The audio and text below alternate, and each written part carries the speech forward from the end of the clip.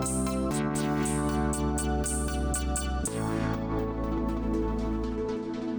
happy Tuesday, and welcome back to This is a Draft. I am your host, Riley Schmitz, and on this podcast, we talk about the ups and downs and all arounds of starting a business, starting a design agency as a 21-year-old who is pretty much just fresh out of university, but I hate having a boss, as we've gone over in previous episodes, so I've chosen to become the boss instead. So, without further ado, let's get right into this episode. It's going to be a bit more of a personal one. I have no script, no guideline to what I'm talking about, so I'm just going to give kind of a general update on how things have been going. Recently, I've been going through a bit of a crisis. Oh my god, what the fuck am I doing? Just the stress of it all is really getting to me, and the knowledge gaps are becoming a lot more apparent as I try and get things figured out. I'm working on acquiring clients for just product testing right now with Brand Alignment Intensive, which is a new service that I've just recently dropped. And yeah, it'll be a quick, maybe 2-week stint, I think. Specialized, one-on-one time with each member of the leadership team to go over branding stuff and make sure just everybody's on the same page, because the big thing with that is when you're, I guess, at 20 people, for example, and there's a misunderstanding in one department this big, by the time you hit 50 people, it's going to be a mountain, and your messaging is going to be all over the place. Your story is going to be all fucked up, and that's something that nobody wants to deal with because it's a mess to clean up once it gets that big. So the purpose of that service is just finding all the little things that people have misunderstandings on, that are misaligned across all the teams, and making sure that everybody's on the same page before a larger scale. So the value is there. I've done all my research. I just need to test it. So I've been working on getting some emails out for that. I procrastinated that for a very long time, but I did some today, which is great. That's awesome. So things are kind of turning around, but there was a moment there that it was just like, what have I done? But there is no plan B, so I'm very happy to be on this road. But yeah, I think that's pretty normal. From what I've heard, the people that I've talked to, it's pretty normal to have those little crisis moments where you're questioning every decision you've ever made in your life. So it's just overwhelming sometimes, but I think it's good. I think it's a good sign that you're on the right path. I don't know. In terms of knowledge gaps that I need to close, my goals moving forward are going to be kind of revolving around financial stuff, all of that. I need to get a GST number. I'm going to do that later today. It's a whole thing. And finding a better way to manage my invoices. That's going to be the ticket. But yeah, overall, things have been going really well. I'm working on building systems right now, which is coming from someone who is very scattered all over the place. My Finder app on my Mac is a mess. My Google Drive is a mess. My email inbox is a mess. Everything is a mess. My Notion is kind of the one source of truth that I have. So going through that and making sure that it's all, everything that's in there makes sense. And then I don't know what made me do this, but recently I started using Apple Reminders. And so now there's a bunch of tasks in Apple Reminders that are different from the tasks in Notion. And I need to clean that up. I really need to organize that. But it's been an interesting past month, I would say. I had the pleasure of going back and getting to talk to a class at SAIT in the program that I took. So that was really nice. Give a little portfolio discussion. And I got to go for coffee with a friend who was asking me a whole bunch of questions about how to, I guess, start your own thing and start working for yourself. So that's a core topic for today's episode. And I guess I'm just gonna dive right into that. This is a list of things that I would recommend doing first, if you want to start your own thing, which I highly recommend. I was thinking actually a couple days ago, I don't know why more people don't do this, but I guess it's tough, which is fair, and you need pretty hefty security blanket. I'm lucky enough to have a pretty strong security blanket. Not that I've needed to ask for money or get much help along the way, but it's just nice for the peace of mind considering my monthly income has dipped significantly quite a few times. So, yeah, but anyways, getting into the list of things that I would recommend doing if you are interested in following this crazy road that is starting your own business. And I'd say this applies mostly for things in creative careers. I don't know a whole lot about business otherwise, aside from brand side of things, which is obviously what I do. But yeah, these are just a bunch of things that I wish I had done sooner, for sure. And some things that came back to bite me a little bit. So first thing that I would recommend, actually, I see a lot of people, a lot of business gurus saying, the first thing you gotta do, you gotta know your product. You gotta know your product.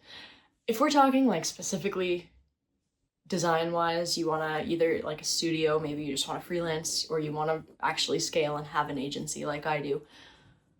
I feel like, just from my perception of it, that's not the most important first step.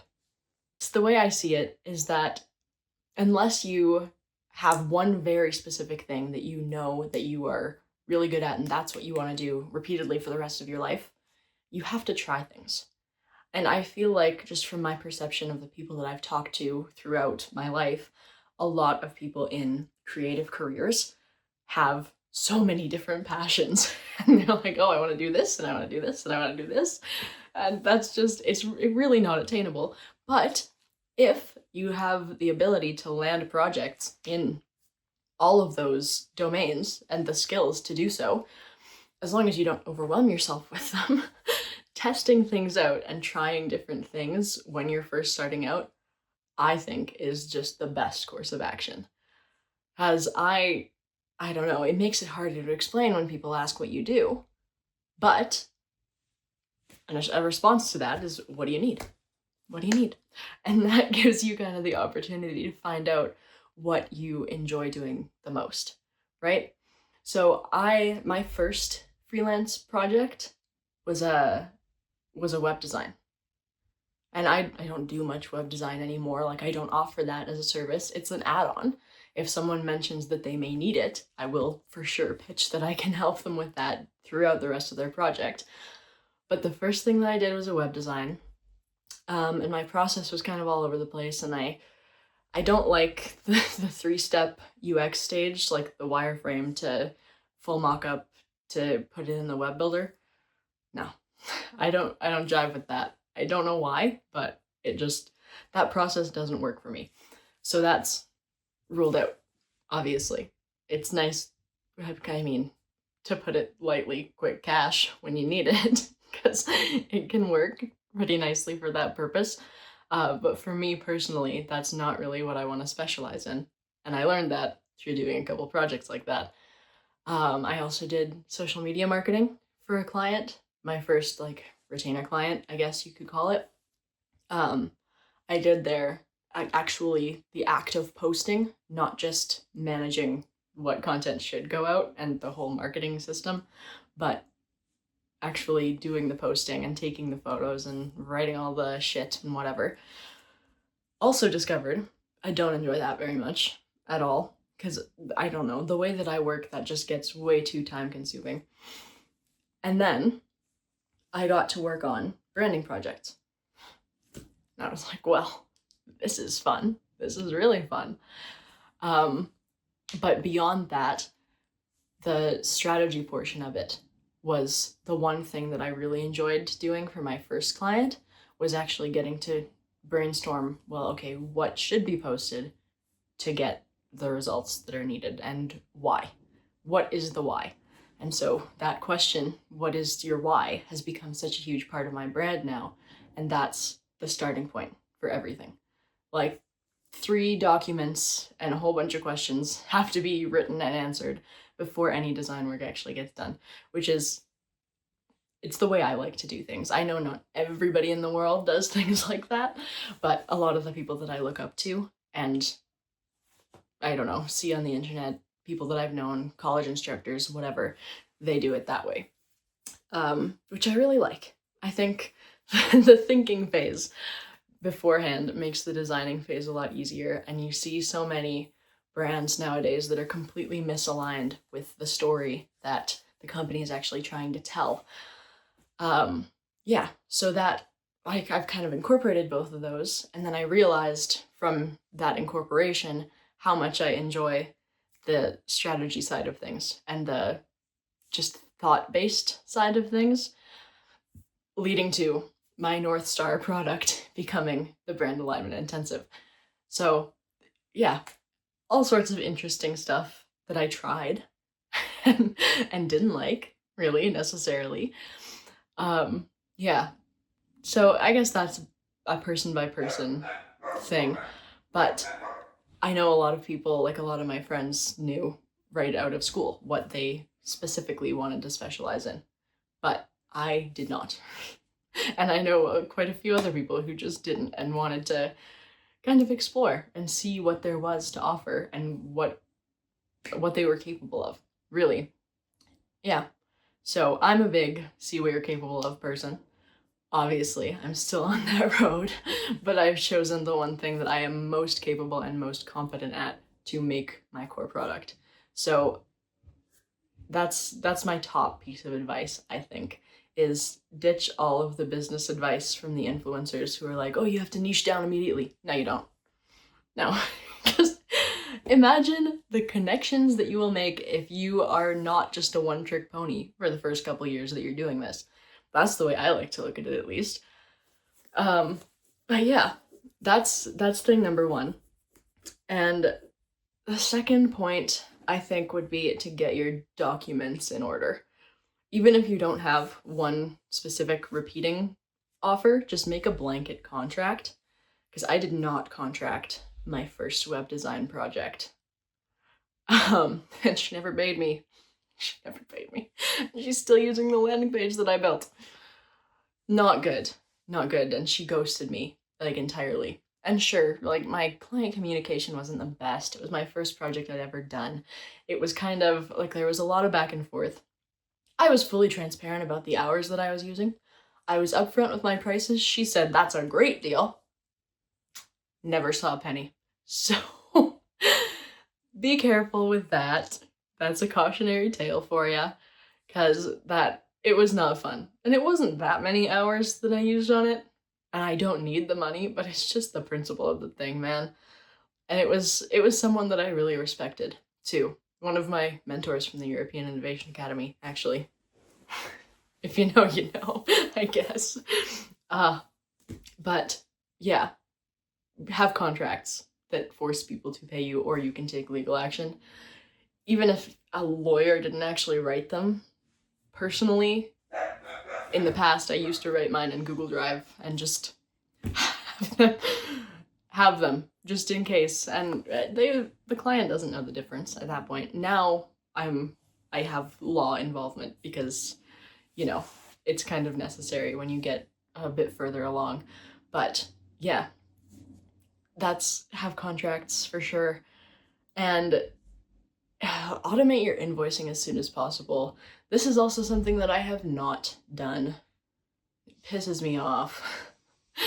But less so now that I'm not billing hourly anymore. I bill by project / on retainer, right? So it's just the same amount every month and it's fine.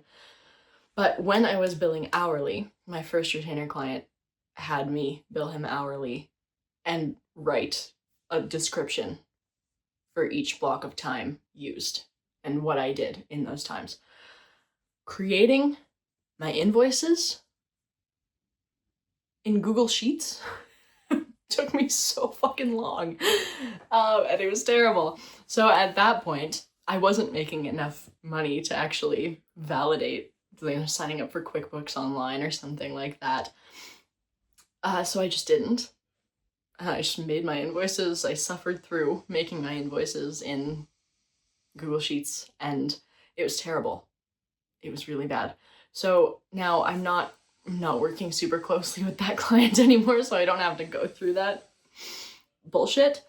But yes, automate your invoicing. And piggybacking off of that, charging hourly is silly, in my personal opinion. I feel like that's a controversial take for some people, but I truly believe that that's the easiest way to get ripped off. Even if you're making your project costs by the perceived amount of hours that they're going to take, that was a huge mistake that I've made also in the past. And like, yeah, that's when the scope gets a little messy, of course, and it's just a whole disaster. So setting really strict guidelines around scope is also an important thing, but it's a whole nother tangent that goes into the contract conversation, and we're going in circles now. There's a lot to be said for value-based pricing. I will say that for sure. Is it a difficult thing to do when you're just starting out? Absolutely it is. That's why I didn't do it until now. So, but it's made my life so much easier, and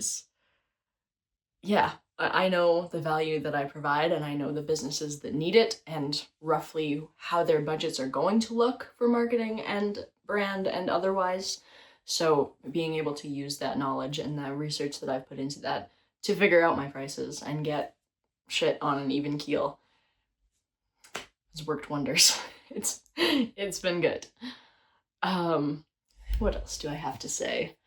I guess my last point on that topic is know who you are. We had a whole episode about this a couple months ago. And know who your audience is. I literally just back in January, I went through and I built an ideal customer profile for myself because I was like struggling with the thought even of client acquisition and knowing where to start, because like I've got my experiences with clients currently. I've got an auto shop, I had a home automation thing, and a restaurant that I built a website for, and so on and so forth. Like it was every industry all over the place, whatever have you. And I realized that the services that I provide, they have a significant amount more value to in the tech world. The way that I go about things and the way that I conduct my services especially might not be something that's universally understood. So I've switched my focus to targeting SaaS founders, etc., things in the tech space, because A, I'm really interested in it. B, they understand my line of work and the importance of brand, especially when you don't have a tangible physical product, makes your brand story and your brand persona so much more important, because you literally have nothing but the digital space to tell everyone and to get your point across, and whatever, you get the point. But that, in that sense, knowing who you want to sell to, and knowing how you are going to relate to those people. Because, of course, like, your typical salesman can sell anything to anyone. That's their job. But me, personally, as good of a salesperson as I am, I know that my product is not for everyone. And I am not for everyone. And I'm okay with that. There's a certain demographic of people that I get along with better. Usually people my dad's age, that's something that I've kind of had to wrap my head around, that I'm going to be spending the rest of my life working with middle-aged men. But what can you do? Like, those are the people who will understand where I'm coming from, and I can communicate my product best to them. And I'm best at selling to them, so that works. Yeah, I guess to round that statement out, no amount of money is worth the hassle of dealing somewhat with someone who is gonna be an impossible client, doesn't understand what I'm talking about no matter how many different ways I explain it, doesn't see the value behind my work, etc. Like, no. Money cannot buy patience for that. I don't have the patience for that. I learned that the hard way, obviously, for working for someone who met all of those negative criteria. So, yeah, that's just a personal value, personal preference of mine.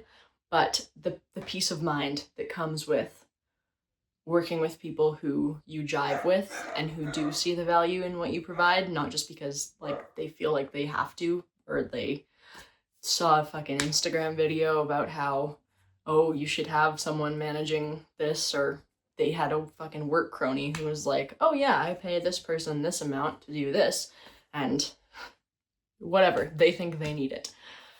Which happens more often than you'd think. I've read a lot of stories about that, seen a lot of people talking about it on social media, and I personally have experienced it. So I feel like people like that are not as few and far between as you'd think they are, which I find very interesting. But yeah, case in point, don't give yourself a headache, no matter how much money someone is willing to give you. Actually, I'm gonna put a pin in that. Use your own discretion, because I'd put a monetary amount on what I'd be willing to put up with, but yeah. Anyways, those are my words of advice from an absolute amateur, and I hope they were maybe a little bit helpful if that's something that you're interested in doing, starting a business. But yeah, that's just my lived experience to this point, and I think it might be a really cool concept, actually, for me to drop an episode like this once a year, just to see how far I've come, what new things I've learned. Because this little vocal reflection, I can't believe I just came up with all that off the dome without writing anything down. It was a very nice reflection, actually, on how much I've learned since I started out. So that's nice. It's always nice to remember how much you've learned. Yeah, that's my advice on that. And outside of work, because I've got a little bit more time left for a bit more of a personal update, I've been focusing a lot on my health recently. I'm back in the gym, which is super exciting, feels really good. I'm not being as consistent as I'd like to be, and I feel like it's a good stepping stones. I'm feeling a lot better just in my body in general. I'm a lot more comfortable. Obviously, as you regain strength, you get more comfortable. That's been helping with my work-related stress a shit ton. So that's been very nice. My boyfriend met my parents last weekend. That was exciting. They loved him and he loved them, and so that was awesome. And that's been a highlight, if I'm honest. It's been a highlight of the past month or so. What else is new? Not a whole lot. I've been doing a lot of work, and just the grind is on. But it felt really good to get some procrastinated cold outreach out today. That freed up some mental space, because I think I was freaking out about just my fear of rejection was acting up. I thought I had kicked that, but I guess not. It's just a permanent struggle, I suppose. But very easy to bring yourself out of when you know yourself well enough. Everything revolves back to knowing yourself, I find. So, yeah, it's good. Might do some journaling tonight. Might read my book. No, actually, I've been reading Feel Good Productivity by Ali Abdaal. And you know what? I saw on Instagram the other day that people were trying to cancel him for saying that he watches TV shows at 2 times speed. I thought that was the stupidest thing I've ever heard. Because he's making the video and he's saying, like, it's literally just a personal preference, guys, because I value doing other things with my time. Hanging out with my wife, spending time with my baby, whatever. Rather than, like, work, watch TV, sleep. Totally fair. And then there's people in the comments saying, oh, well, when you have this much of a presence online and people look up to you like this, you shouldn't be You shouldn't be saying things like that because it's no longer just a personal preference. You're influencing them. Maybe be less easily influenced. Holy shit. I just thought that was the most ridiculous thing ever. But I digress. I think people need to get out of their phones, and I don't know. If you're following absolutely everything that your favorite YouTuber says, you need to get a life. Respectfully. I don't know what to tell you. Anyways, this book is really, really good. And I was reading, I'm not very far through it. I bought it for myself for Christmas in 2024, and I just started reading it a couple months ago, and I'm a very slow reader because I like to take in the information. But, yeah, it's been really good. And my last chapter that I read was about how incorporating play into your work life really helps stay focused, helps you stay in the zone and really stay loving what you do. And that was at like the peak of my, oh my God, I don't want to do this phase. So that was really helpful. That was really, really helpful for me because it allowed me to, there's a section in there that relates favorite childhood activities to current jobs that you could be doing. And like I was able to relate a lot of that back to what I'm doing now.